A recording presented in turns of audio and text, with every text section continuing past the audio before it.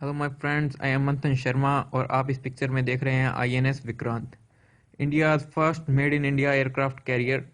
और ये हमें लगभग 2018 में ये नेवी में शामिल हो जाएगा। इसका निर्माण लगभग पूरा हो चुका है और इसके ट्रायल्स चल रहे हैं। इससे पहले इंडिया के पास आईएनएस विक्रमादित्य है जो कि कीव क्लास का है।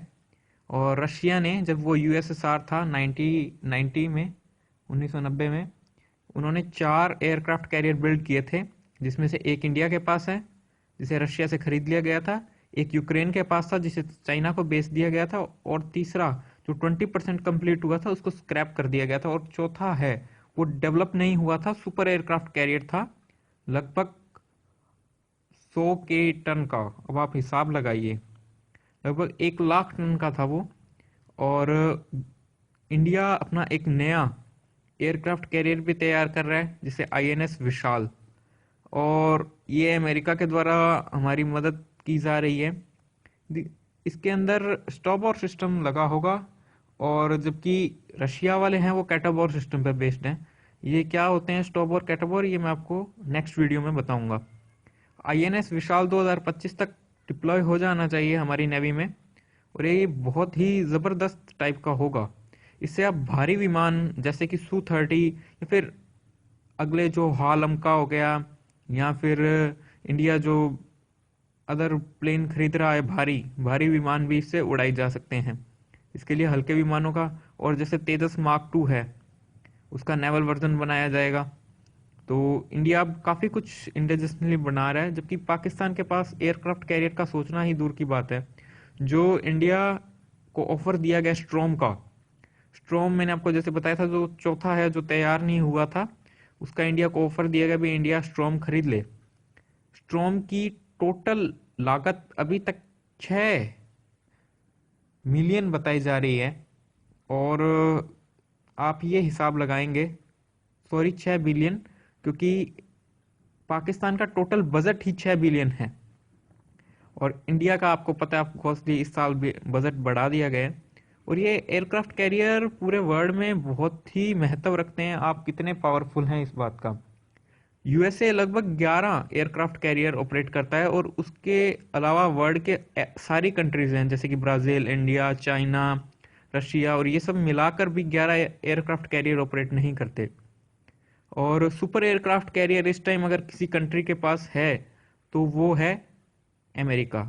अमेरिका के पास, अमेरिका अभी तक लगभग 77 से ज़्यादा एयरक्राफ्ट कैरियर ऑपरेट कर चुका है, और इसमें से काफ़ी ज़्यादा रिटायर्ड हो चुके हैं, और 11 के आसपास इस टाइम ऑपरेशनेबल है।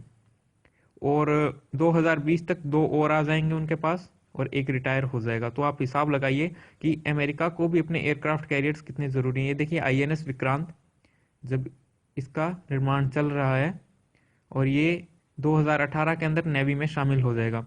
और इंडिया अपनी खुद की भी बहुत सी चीज़ें बना रहा है, जैसे कि ये आईएनएस अरिहंत लगभग 3 से 6 सबमरीन बनाई जाएंगी, और इसके अंदर से एक बनाई जा चुकी है, 2 का निर्माण चल रहा है और वो बन रही हैं, और एक अनफिट हो गई नेवी के लिए, उसको डिप्लॉय नहीं किया गया। तो इससे हम हमारी न्यूक्लियर कैपेबिलिटी बढ़ेगी, जैसे कि सेकंड स्ट्राइक कैपेबिलिटी है, जो पाकिस्तान ने अभी कहा था कि हमने बाबर का टेस्ट किया, लेकिन वो फेक था टेस्ट। तो हमारा टेस्ट फेक नहीं था, क्योंकि हमने 3500 किलोमीटर तक अपनी K4 जो मिसाइल है उसका टेस्ट किया, और वो इसी आईएनएस अरिहंत वाली सबमरीन से हुआ। इंडिया के पास अकोला क्लास की आईएनएस चक्र नाम की भी एक रशिया से एक ली गई है, और इंडिया खुद की भी 3 से लेकर 6 के आसपास आईएनएस अरिहंत तैयार कर रहा है। उसके बाद इंडिया एसएसएन के नाम से एक 6 पनडुब्बियां और तैयार करेगा, वो भी न्यूक्लियर होंगी। तो आप समझ सकते हैं इंडिया कैसे अपनी न्यूक्लियर पावर को बढ़ाना चाहता है, नेवी में अपनी पावर को बढ़ाना चाहता है। क्योंकि नेवी के अंदर जितनी सबमरीन और जितने एयरक्राफ्ट कैरियर, जितने डिस्ट्रॉयर ज़्यादा होंगे, उतना ही हमारी नेवी के लिए अच्छा होगा। इसीलिए इंडिया मोस्ट पावरफुल बनना चाहता है, और उसके लिए इंडिया को ज़रूरत है कि वो नए नए डिस्ट्रॉयर, नई शिप्स बनाए। सो गाइस, मैं आपसे यही कहना चाहूँगा कि मेड इन चाइना की कोई भी चीज़ का बॉयकॉट करें, and please subscribe my channel, please like video, share.